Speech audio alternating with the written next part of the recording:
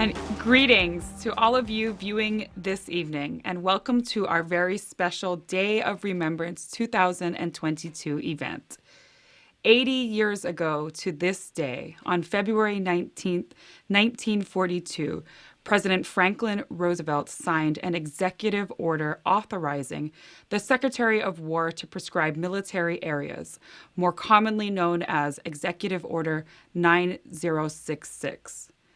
And it was this one-page document containing less than 600 words, which triggered the forcible removal of over 100,000 Japanese Americans from their homes. Most were ultimately incarcerated in internment camps. The Japanese American Citizens League Honolulu Chapter and Nisei Veterans Legacy are honored to host today's discussion, which will both analyze the stain on America's history, but also examine how some 40 years after that event, through Congress's passage and with President Ronald Reagan's signature, the Civil Liberties Act of 1988 was passed. It was the United States' attempt to correct some of its prior grave injustices. The Office of Redress Administration, a first-of-its-kind federal agency, was tasked with implementing the edicts of this newly passed law. And today, joining us in this conversation, we have three special guests who I will introduce now. First, we have Bob Bratt, who, while serving as the executive officer of the Civil Rights Division in the U.S. Department of Justice, became the first administrator of the Office of Redress Administration. He played a critical role in building the program from the ground up. And he comes to us from Washington, D.C., where he is currently employed at DLA Piper as their chief operating officer and executive director. We are also fortunate to have Joanne Chiedi, who is the deputy administrator at the ORA, the Office of Redress Administration. She was equally instrumental in the ORA's successful administration. And also, like Bob, she has a storied career in various governmental offices, including the Civil Rights Division of the Department of Justice and the Office of Inspector General at the Department of Health and Human Services. Joanne is also joining us from across the country in Washington, D.C., where she is currently the Chief Administrative Officer at DLA Piper. And finally, we have our very own William Kaneko. Bill served on the board for the ORA and is a past JACL Honolulu president. He has served in various public affairs and governmental positions, including the Director of Asian Pacific Affairs for the Democratic National Committee. He is currently a partner in the Honolulu office at Dentons. So welcome to our guest this evening. Nice to see you folks. Good evening. Bill, I'm going to turn to you first. Why don't you give us a brief history lesson? As I noted, Executive Order 9066 was signed in the midst of World War II. So if you can give us an overview of Executive Order 9066. Great. Thank you, Minda, and aloha to Bob and Joanne. It's great to see you. By way of background, of course, the seminal event which started all of this was the bombing of Pearl Harbor on December 7th. And for our nation, the United States, it was a very pivotal event that thrust the United States into the Second World War. As a result of that, there was a lot of wartime hysteria. It was, the first time that America's was invaded in Hawai'i and impacted our nation. And it impacted also Asian Americans and in particular Japanese Americans living on the West Coast. As a result of December 7th, Franklin Roosevelt signed Executive Order 9066, the document that Minda had referenced, signed 80 years ago. And what that document did was interned and basically imprisoned all Japanese Americans living on the West Coast, including Hawai'i, and imprisoned them in 10 camps throughout the country in desolate areas in Arizona and Idaho, Wyoming, California, where Japanese Americans were basically instructed and ordered at gunpoint and interned for the duration of the war. And for the Japanese American community, they were instructed to bring, no more than what they had in suitcases. They were taken from their homes, put into camps, and it impacted. They had to leave their businesses, their neighborhoods, and lost everything for the entire duration of the war. In Hawaii, the circumstances were a little different. Um, in Hawaii, obviously, where the bombing took place, there was a lot of concern about the Japanese American community. But from a practical standpoint, during the war, about 37% of the state's population comprised of Japanese Americans. So, from a practical standpoint, you couldn't just take a third of the population and put them in prison camps. The other component of that was that Hawaii relied on Japanese Americans for food production. They were merchants. They were consumers. So it was very impractical, again, to be able to intern Japanese en masse in Hawaii. So in Hawaii, there were two basically concentration camps in Honolulu and San Island, where Japanese leaders who had perceived ties to Japan were interned. And those were Buddhist priests, Japanese language school teachers, editors of Japanese newspapers. They were interned. But in mass, 9066 had a significant impact on Japanese. It was a constitutional violation. And really, that was the event that we are remembering today on the unlawful internment of Japanese Americans.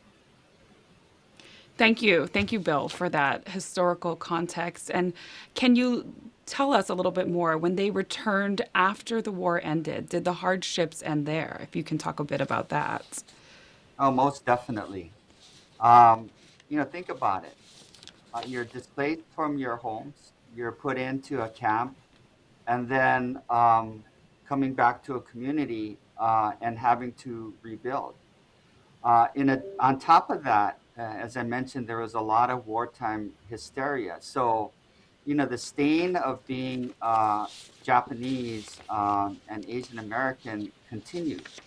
And so the kind of racism and discrimination, really continued for decades as Japanese families had to rebuild their entire lives from scratch. So it was very, very daunting time for the Japanese community to get settled in, resettled, and start to rebuild their families once again.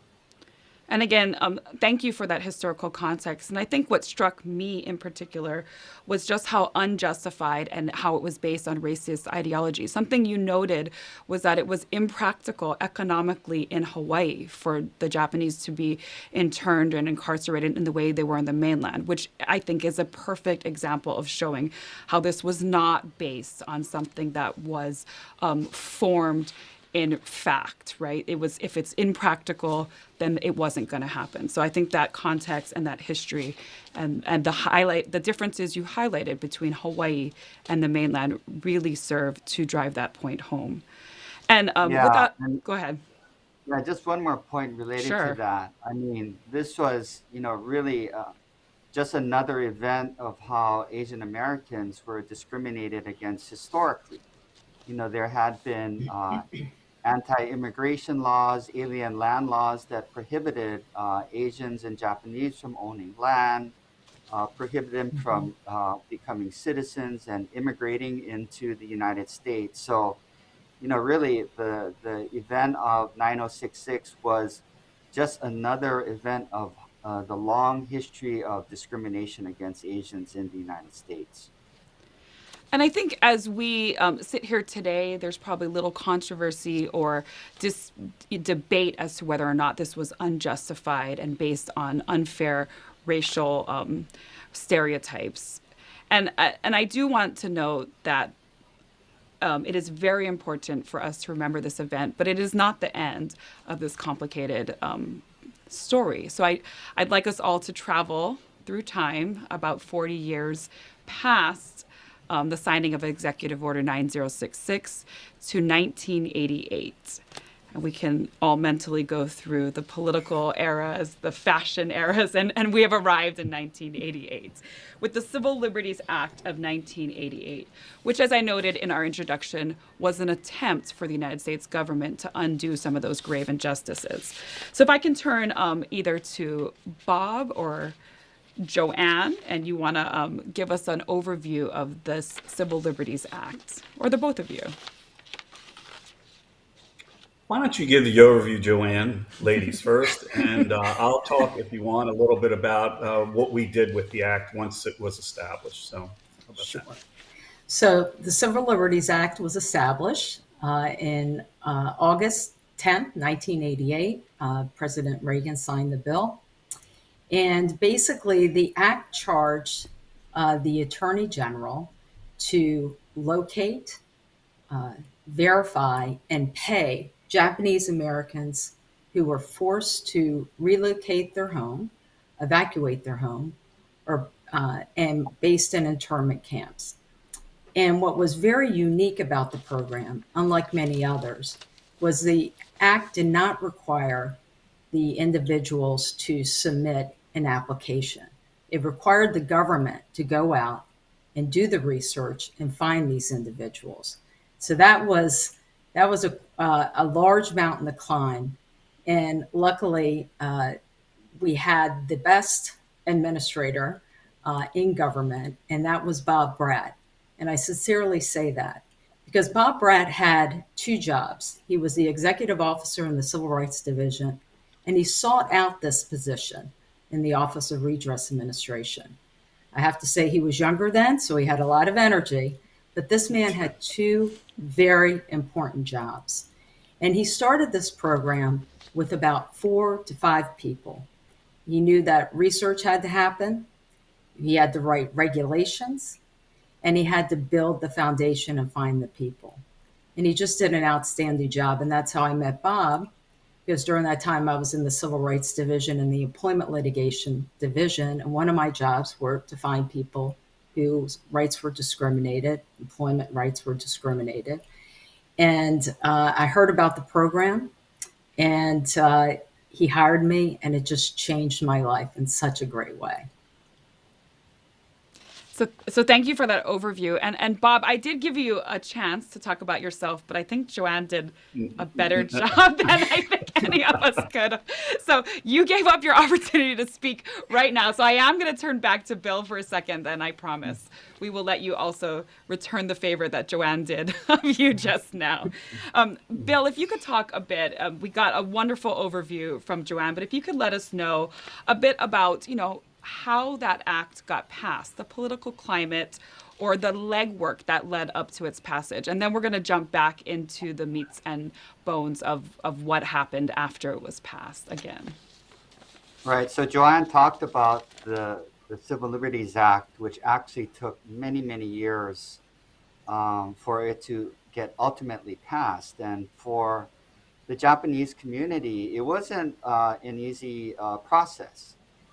There was a lot of debate that preceded the act about whether or not the AJA community should in fact pursue redress. Obviously, some wanted to pursue it, but others were somewhat reluctant. I mean, should the community dig this back up and relive old memories and scars? But ultimately, the community came together and sought to try to right a wrong. And there are a couple processes. There are a couple groups like the National Coalition of Redress and Reparations that sought to obtain redress through litigation and through the courts. The Japanese American Citizens League sought a different route, which was to pursue it through legislation. And ultimately, the act was passed, as Joanne had mentioned, on August 10, 1988. But it was really a culmination of both the House and the Senate coming together. At that time, we had then Congressman Robert Matsui of Sacramento and Congressman Norman Mineta of San Jose, who led the efforts in the House, and Hawaii's very own through then Senator Spark Matsunaga and Senator Dan Inouye of the United States Senate really were shepherding this efforts in the Senate. But it was a very, very difficult and daunting task.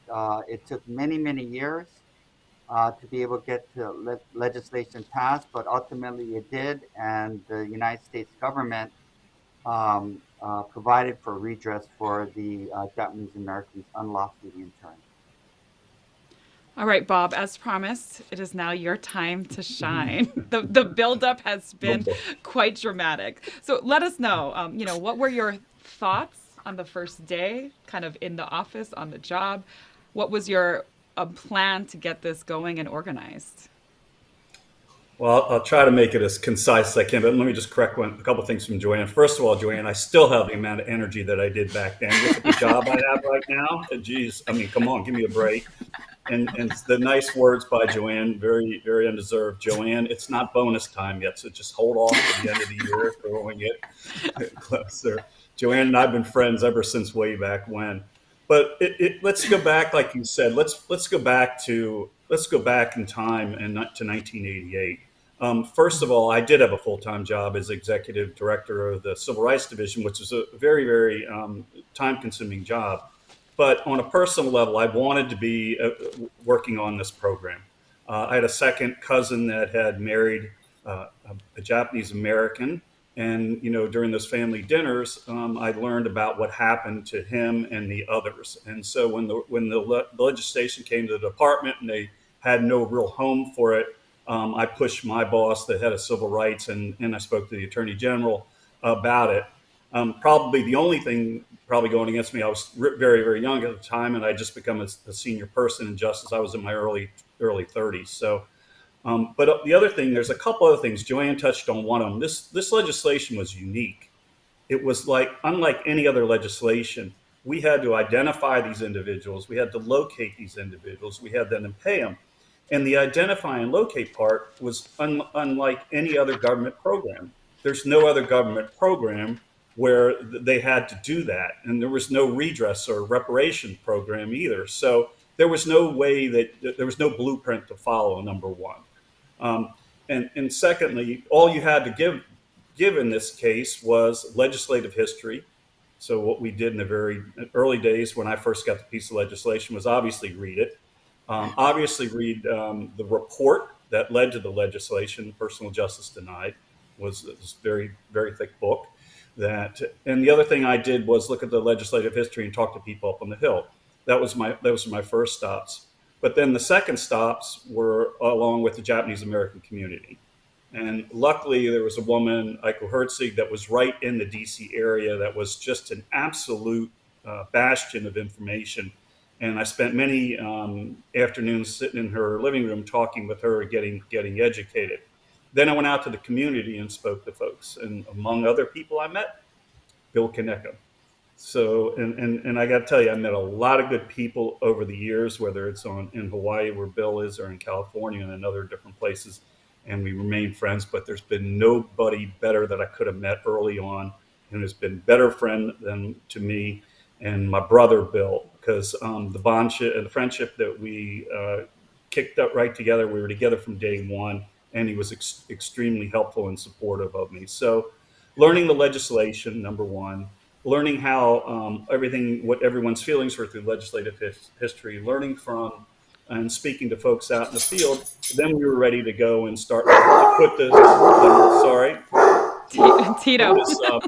That's Tito, my dog. Put this program together. Thank you.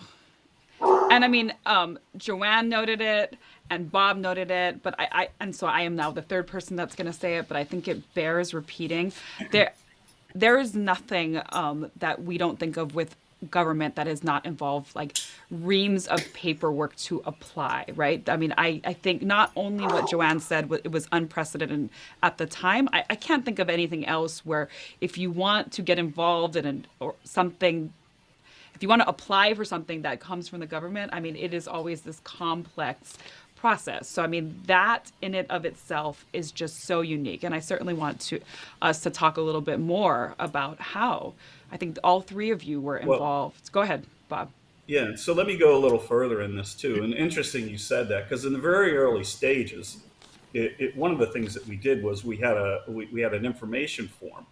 And as we took this information form that we were going to ask people to fill out, just so we get current information, the question really remains, and we had the lawyers working with us at the time, and being a DOJ was very helpful because there were a ton of them and good ones, was asking how far could we go with the information? What information could we ask for, obviously? And then, is it mandatory or not mandatory? And actually, believe it or not, what a lot of people were looking for in the community, and Bill can comment on this, is they were looking for something to fill out. They were looking for a way for that to make sure that we identified the right person.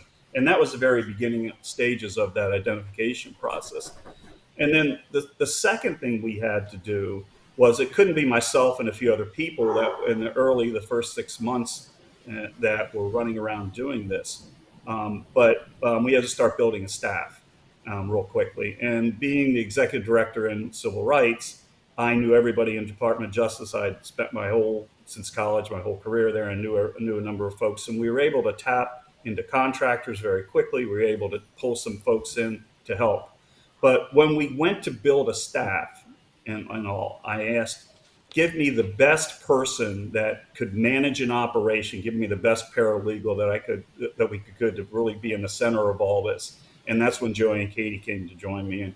And it was, great things ever since where she went, because Joanne brought something to the table with her, not only her energy and her skill set as far as all the types of paper that we had to move in civil rights and redress program and civil rights division, but she knew how to do this. She knew how to manage the folks and all, and it really then got everything organized and up and going. So yes, if any of you want to chime in on the process of finding individuals and how that went about, please share with us. Okay. Well, like I said, I mean, again, Bob really built this foundation, and he hired and the people in the Civil Rights Division.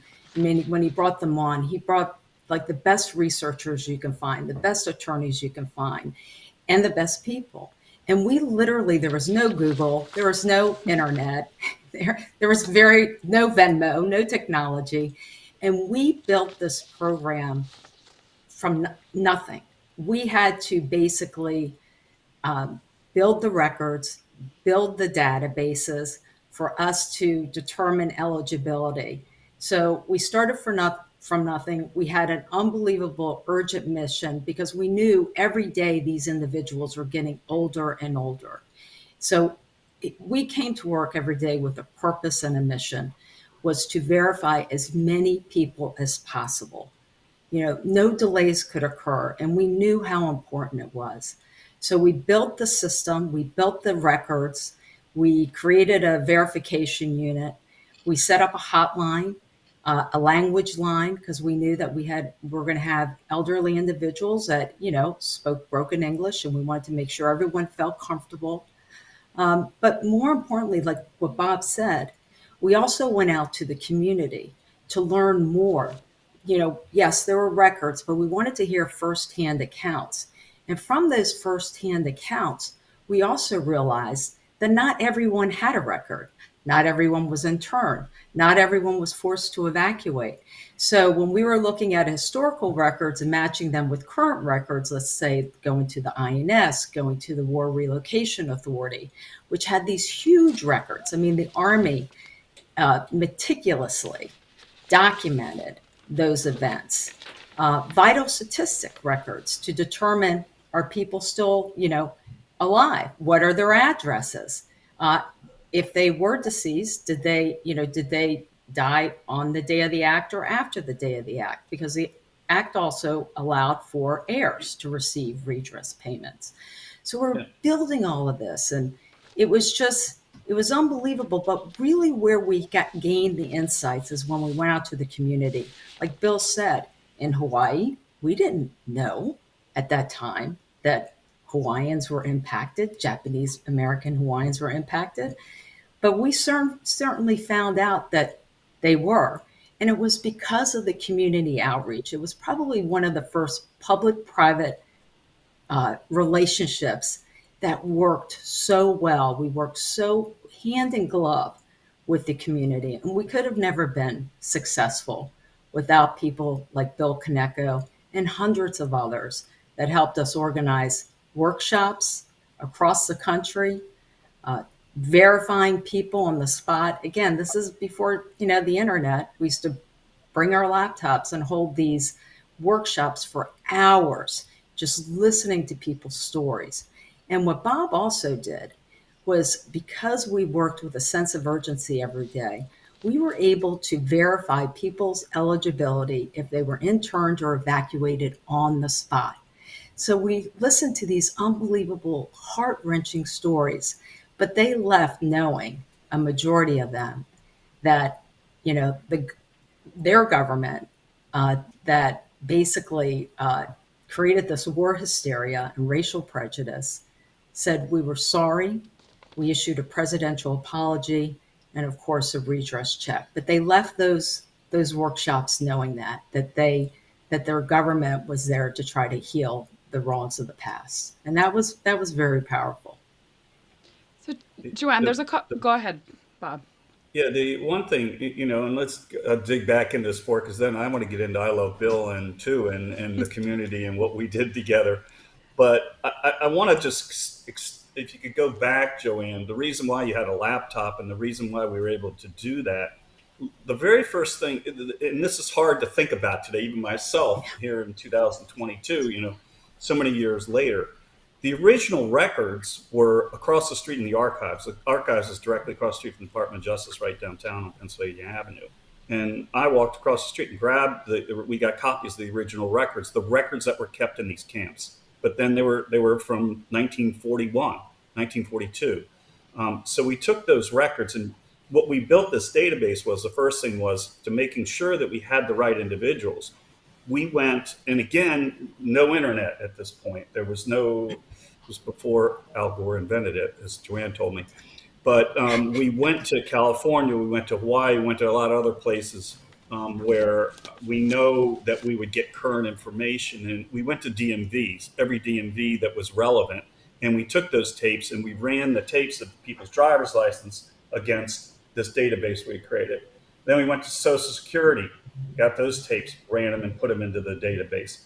And we kept going to different databases where we could that were there. So then what we ended up with, this massive database where, and if you could look across, and Joanne remembers this on her laptop, you could look across and you could see all the things checked off, and they were right across and the person lined up. Then we knew, and Joanne gave some assurance, that we had the right individual. Because we were also in a time, there was a scandal way back when the HUD, right at the time we started this program, and they had been sending checks out on a housing program, and it was on the front page, all over the front page of the Post. So all I remember at the time was going, oh my God, I don't want my mother to see this. If I screw this up, and we're sending checks out and we're not verifying the right people. So it was critical that we got our act together, being the government first, number one. And we did everything we can without asking individuals for any information. And we did create this form. But then, as Joanne said, once we really got our act together, then we went out to the community. And the community and folks like Bill were the folks that helped us with a number of things, but really identifying a whole bunch more individuals that should have been eligible for redress that we didn't know anything about. Mm-hmm. And I think that obviously the amount of work and to lay the foundation is tremendous, and it should be recognized as it has done and not overshadowed by any other part of it. But I do want to focus a bit on these workshops, the community outreach, the personal stories. I think that all three of you were involved in these workshops. And so if any of you have some memorable moments, some individual stories, something that struck you, please share them with us now. Yeah, and I think, as Bob and Joanne alluded to, I mean, the community was a key component to this. And it was a very strategic component. I mean, because there's only so much you can do out of Washington, D.C. And, and they were very astute about this. They recognized that organizations like the JACL, as well as Japanese church organizations, community groups, they were the links. And to Bob and Joanne's credit, I mean, the first thing that they did was to talk to community leaders. And as both of them alluded to, it was the government that put Japanese Americans in barbed wire. So there was a lot of speculation and concern about, how is ORA going to treat Japanese American communities? But what they did was they established trust in a relationship first and foremost. I remember the first time I met Bob was at the Church of the Crossroads, where he did a presentation about the Civil Liberties Act and what their plans were. And then we sat down and we got to know each other. And same with Joanne when she came on board as well. But, it's really that kind of trust that was first and foremost that really made a huge difference all over the country. And by and through, the community, then they were able to do workshops and to reach out. And when you have that kind of relationship with community leaders, then the Japanese American community saw that and embraced that and was very, very cooperative in working together with the Office of Redress Administration in a common goal of identifying, verifying, and compensating the 82,000 Japanese Americans who ultimately were granted redress. I'll tell two stories and let Joanne. We've got a lot of stories. These workshops, and Joanne will remember, we did them all over the West Coast and Hawaii and all. And we were on the road. I was on the road, and Joanne and I were on the road nonstop and all. One funny story, it was really the thing I looked most forward to was sitting down with folks and trying to help folks because it was so rewarding. One funny one was a woman came in and she had brought an old picture of a guy, and it was her boyfriend at camp. And she wanted to know if I could help find him. So give him his current address. And I couldn't. I said, here's his address, give it to her, take it away. And all, I wasn't supposed to do it, but she had asked for it. And there was a whole bunch of other ones. I remember, and there's a whole list of names that people had nicknames. Some of the nicknames were hilarious. But I got to tell you, there were also the thing that shook you up a lot were when you heard stories about folks and that were just unbelievably tragic. And I think at the top of my list of a very tragic story was a gentleman that I met in California one time. And he was living in Hawaii when the Japanese bombed Pearl Harbor, and he was right around Pearl Harbor. And so he got on a ship and left and came to the United States, crossed the United States, made his way through Europe and settled in Japan. And he was in Japan in Hiroshima in 1945. And so he was there at the beginning of the war when the Japanese bombed Pearl Harbor, and he was then when we dropped the bomb on Hiroshima. And he came into the workshop because he wanted to know if he was eligible for redress. And he wasn't. But it was just upsetting, and listening to his story, it was a very emotional story, obviously, for him to tell. But that was the one that probably, really grounded me the most when I heard. For me, it was such an honor to listen to people's stories. I mean, it's one thing to do the research and read documentation and what had happened, but to bring those words to life during those workshops were so special. And quite frankly, we were government officials, and we try not to show emotion, but you couldn't. I mean, you cried with the recipients that you were talking to because it was just so gut wrenching. I mean, you just think about people who were uh, fathers that were taken out of their home in the middle of the night, and you didn't, and a wife didn't know where they were taking their husband. The kids are afraid, there's armed guards in their house, or the FBI knocks on their door. I mean, just what they went through was gut wrenching. And the fact that they told their stories to us, and some, the first generation Japanese Americans, they didn't really share these stories. They were ashamed of what their government did to them. And that to me really hit me in the gut. It was, no, we're the ones who are ashamed. Tell your story. And I just remember these grandparents telling the story of their journey during redress. And you had their grandchildren with them. And they were just listening to their grandparents tell that story for the first time. And it was, everyone was crying at that table as they listened to what their grandparents went through. And then you had the Latin Americans who were taken from their country and brought here to the United States for a prisoner of war exchange program, which never happened. So they came here illegally, right? They were not permanent resident aliens, which was one of the requirements to be eligible.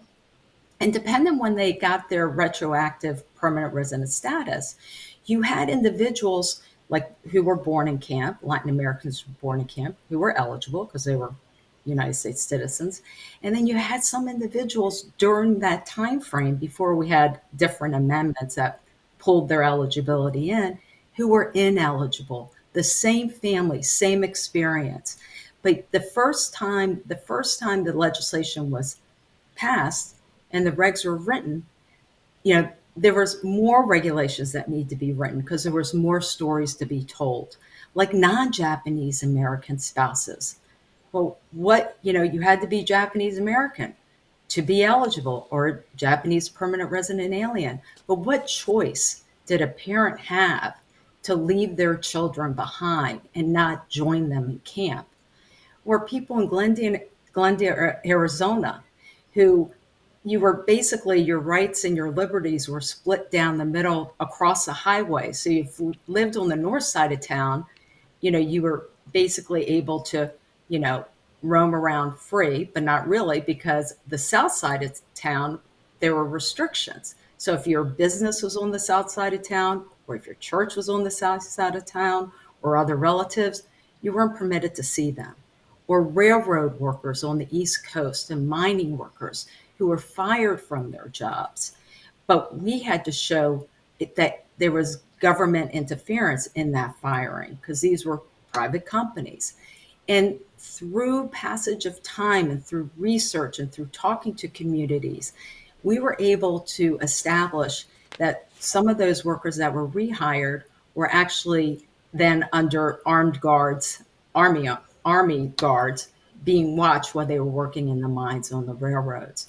So these are stories that came out, and there just wasn't a dry eye, and we were just honored. And that's why I truly believe that we came into work every day with a sense of urgency. We never looked at the clock. We just wanted to try to verify as many people as possible, as quickly as possible, because we never wanted someone to die before they got that presidential apology and before they got their redress check. And again, we were dealing with a very aged population. So just the stories were endless. Yeah, Joanne, you nailed one thing, and any of our redress folks that worked on our staff that may happen to see this broadcast, and hopefully they will. They were such an unbelievably dedicated, hardworking group, and we didn't have to ask to do it. Number one, and it breaks the old mode of government employee and what you didn't do, which is a bunch of crap if you ever worked at the Department of Justice, because we all worked very hard there. But this group was particularly motivated. the stories you heard on the railroad workers and the one-offs. The other thing that I think was front and center of our mind with the legislation had to do the federal government. Not only were the folks were interned by the federal government, but if you remember in the early 50s, there was a program to pay for property that was seized or taken or destroyed when they were pulled out of their homes. And it's documented, and it was in the legislation that the U.S. government only paid 5 to 10 cents on the dollar for folks that had these claims. 5 to 10 cents on the dollar. So if you go back to 1988, when we had the legislation and we needed to we needed to implement it, the most critical thing we could do would be to go out into the community, let them see us, let them talk to us, and as Joanne and Bill could attest to, eat and drink after the meetings and enjoy each other's company, but to see that we're real people and that we really cared. And that came through everybody. And I'm not kidding. That was a group that was unbelievable. That came through everybody that went out and worked in the community with them. Yeah, I think that we keep using the word unprecedented because it is the most appropriate word to use to describe what occurred. I mean, what you folks are describing is something that nobody thinks of. It breaks the mold, as Bob said, with respect to how we think about how government works. It is the same United States government that enacted the unjust laws 40 years prior to that we're now going out and trying to gain the trust. And it is precisely through what you folks have described, I think, is how it was able to be successfully accomplished. And as Bob just alluded to, it sounds like it wasn't all crying. There was a lot of exchange of cultural experiences and values. So why don't you share with us some of those lighter moments that occurred? Well, I will go first on this one because I know I can assume what Bob's story is going to be. I've got the story for you. I would laugh so hard when we would go out to dinner, and the dinners were wonderful. I mean, I learned I had never eaten sushi before, and I ate my first sushi out in Hawaii with Bill, and I loved it. I was hooked. Well, Bob Bratt is a hamburger guy. And so when we would have these beautiful dinners, I mean, just gorgeous dinners. And you could just see Bob moving his fork around, moving his food around like he was eating it. And he wasn't. And then afterwards, he was like, "Where's the In-N-Out burger?" I'm hungry. And I was like, how could you not eat that beautiful, wonderful food? So, but, if that was his only fault, who cares? Because other than that, he's an outstanding guy. And like you said, we've been friends for decades. And I don't think I would have had such a great time and worked so hard, having anyone else by my side other than Bob Bratt. Well, I'll cross off my next questions, which were going to be for Bob to describe all of his favorite sushis. So we will skip that section. And Yeah. I think, Bob, you wanted to share a story also. Well, I don't want to jump in front of Bill, but I'll tell one of my favorite stories, and that has to do with Joanne. So we worked very, very hard, and we kept coming in and out of Hawaii. And Hawaii from the East Coast was quite a haul. And we'd come into Hawaii for 2 or 3 days at a time and turn around and get back out and go right back out. And honestly, it wasn't like we were laying on the beach or anything like that. And one time it was about 2 years into the program. We had finally the program was established. And I said, Joanne, let's take an afternoon off. So we go up to Waimea Bay, where I used to go body surfing a lot of times because I've been out to Hawaii a number of times. I take Joanne up there and there's these huge waves that day. Joanne and I go out with without fins or a boogie board. We go out in these waves. We probably shouldn't have been in there, probably 10, 12-foot faces. We get clobbered by this wave. Joanne, I can't find her. I'm looking for her and I'm literally frantically, because we've been driven down I've been driven down to sand. And I finally found her, grabbed her by her hair and pulled her out. And it was a scary moment. We get on the beach, go out, get on the beach. And I said, Joanne, you okay? You okay? She goes, thank you so much. Thank you so much for everything that you did. And I go, I looked her in the eye and I said, Joanne, I got to tell you something. I was really worried about you, but I was more worried about how in the world was I going to explain this to my boss back at DOJ that we lost Joanne was out body surfing. So, and then she looked at me and said, "You can't say it on this broadcast," and that was and that was it. Martha in the story. So I've saved her life, and that's why she came to work at the law firm. But it's because I saved her life at that one time. Bill, are And you just ready to top that story, Bill? Just a caveat, and this is after, right, working 10 to 12 hours doing work for the Office of Redress. But likewise, many stories. And the one that was kind of, I remember, is that Bob and Joanne and the entire ORA team left no stone unturned. So we actually, went out, did workshops and had individual meetings, and we looked for Japanese Americans to interview all over the state, right, Bob, including every golf course on the neighbor island.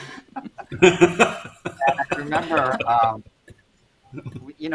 we held workshops on, Maui and the Big Island and Kauai, and I remember Bob and I played golf, and him going to the counter at Hawaiian Airlines with his golf bag, and he puts it on the check-in counter and he says, "Give me the government rate." But those are really, really fun times. But it was all part of the bonding that occurred, and I think what you see between all of us that transpired over the years was that there was a sense of community, a sense of joint effort, and these experience in addition to the dinners and the socializations that occurred that really pulled us together and really achieving one of the greatest accomplishments in U.S. government history. So, but also want to thank Bob and Joanne. I think what you've seen today is really the kind of passion and dedication that is required. And, just to hear, I mean, this is like decades later that we're talking about this, and the kind of, commitment that you hear today and passion and dedication in talking about this occurred when they were putting the program together. And that's why the redress of Japanese Americans were so very, very successful. It's because of these two individuals who created it and planned it and implemented the Civil Liberties Act. Oh, I'm glad, Bill, you segued us to a more grounded note because it is my job to keep this on task, and I didn't want to take away from the fun. But I do want to turn a more serious question to you, Bill, if you could share with us, some of the different generations that you folks encountered of Japanese Americans, the Issei versus the Nisei and the and beyond. Can you tell us if you noted, using generalizations is okay for our purposes today, some of the differences in approaching the different generations? Yeah, I think for for us in particular, I mean, I'm a Sansei, third generation Japanese American, and obviously was not interned.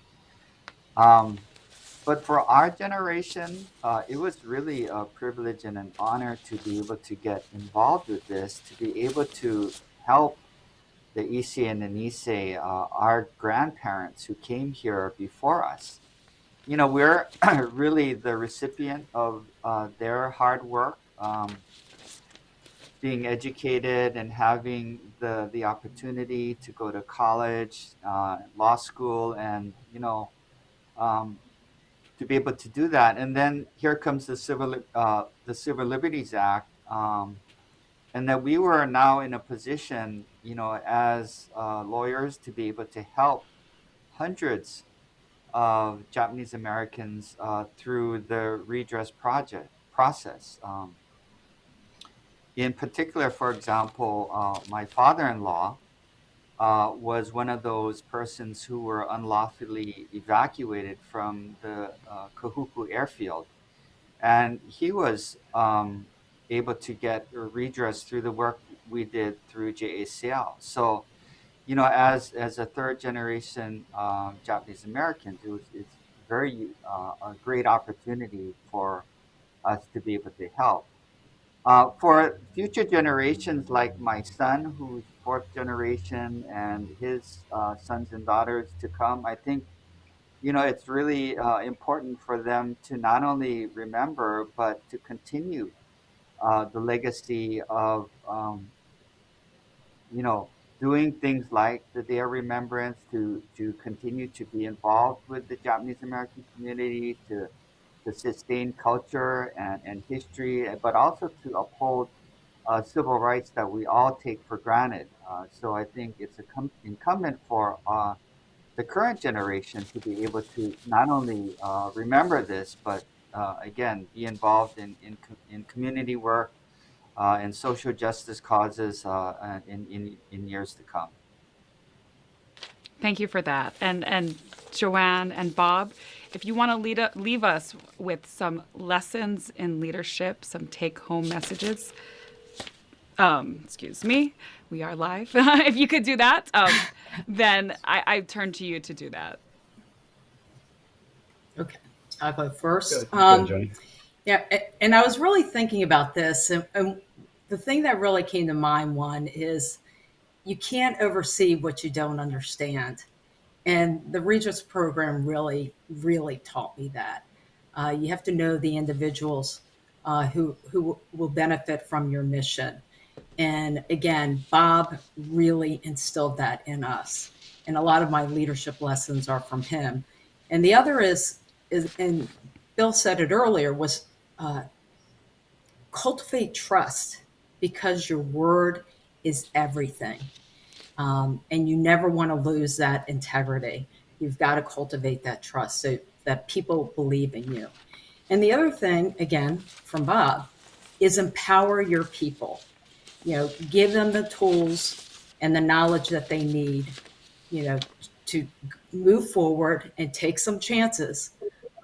Because, in life and in running these difficult programs, you have to take chances. You can't play it easy, because you're never going to really complete the mission that is right in front of you. So those are my lessons that I learned very, very early in my career. Well done, Joanne, as usual. There's a few things to add. One is, it's funny because now you get to the point you talk to other kids that or kids that are looking at careers, and I always say one of the things, the number one thing, is love what you do. Doesn't matter how much money you make or whatever it is. That's immaterial. It's love what you do. I went after and I wanted to work on this program, and it was a labor of love from day one. It was interesting. It was challenging. It was anything. I mean, this was the greatest job in government, I thought, because no one had an opportunity to do the types of things that I did and working on the redress program, and all the way to the job I have right now. I mean, I love it for different reasons, but you have to love it. The second thing you can never forget is our people.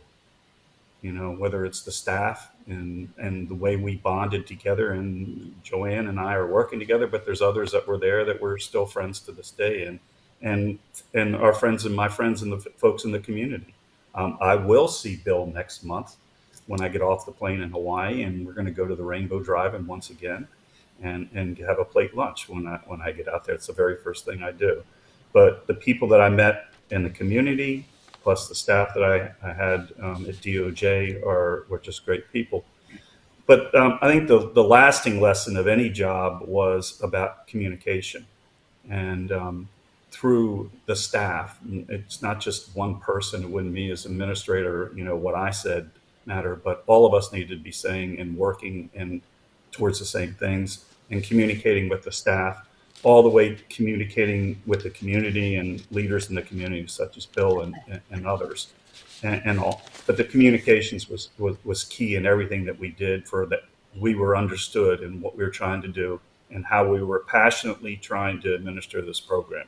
So those were kind of the big things that I really took away, and and still, again, they're instilled in my work today. And thank you all. I understand we've only scratched the surface of the conversation and everything that went on, but I think that this robust discussion certainly embodied quite a bit of what was the spirit of your folks' work. And I do want to invite Bill. You can use this platform to plug future events or future works that will do a deeper dive and give us more insight into what we talked about today. Great, thank you, Minda. But also thank you to Bob and Joanne for participating in this. But as you know, it's really important that we continue to do this, these kinds of commemorations. If we don't take a pause and we just go about our daily lives, then we'll forget. And I think as all of you have seen during the past hour, that it really does come down to the people, as Bob and Joanne alluded to. And not only in implementing laws, but how we relate to each other, how we engage in communities. And at the end of the day, you know, all of us are striving for is, you know, a great quality of life and opportunity to be able to advance. And so, you know, just want to thank the JACL for doing this Day of Remembrance. Again, part of it is being aware and being active participants in our community, so that things like the internment and evacuation and relocation of Japanese Americans does not happen again. It's really our responsibility as citizens, but also as community leaders, government officials, to really ensure that there's equality and social justice for all. So thank you all for this opportunity. And yes, I especially, again, want to thank each of you for allowing me into this conversation. It was quite an honor, both in leading up to it and today, to be a part of this tremendous team. And I feel very privileged to have been able to host or moderate this event. So thank you all very much. And with that, I'll say some closing words, unless anyone else has something pressing. It looks like there's a no. Thank you, Minda. Yeah, thank you. Minda, thank you, Bob. Thank you, Joanne. Thank you, Bill. See you Thank next you, month. Bill. As was articulated clearly, the significance of remembering these racist, unjust actions by the government remains profound today. It's relevant. We see a racially charged and fractured world before us. And I can say on a personal note, every time there's an occasion to discuss this event, I am able to learn something more about my own family. In preparing for today's event, I spoke with my mother, who was born in Hard Mountain. Her family was forcibly removed from their Los Angeles home and taken to Wyoming Hard Mountain. And I learned something new yet again. In also preparing, I've spoken to colleagues and other friends, letting them know what we would be having today. And inevitably, there was a, wow, I didn't realize that in response. So continuing the education, continuing to remember, marking the significance of what happened in the past remains extremely relevant. And I do want to highlight the messages of hope that we came away with today. We heard how creative leadership, how thinking outside the box, how compassion and treating individuals as humans can really go a long way to heal past harms. We heard how governmental workers can embody all of those attributes and successfully move to recover from past injustices. So it is with that message of inspiration, on behalf of the JACL Honolulu Chapter and the Nisei Veterans Legacy, we conclude this year's virtual 2022 Day of Remembrance. And finally, a very, very special thanks to Pop Creative Media, who helped us produce this for all of us at varying low levels of low-level abilities of technology, and they elevated this so that we could bring it to you folks today. So with that, thank you so much for joining us.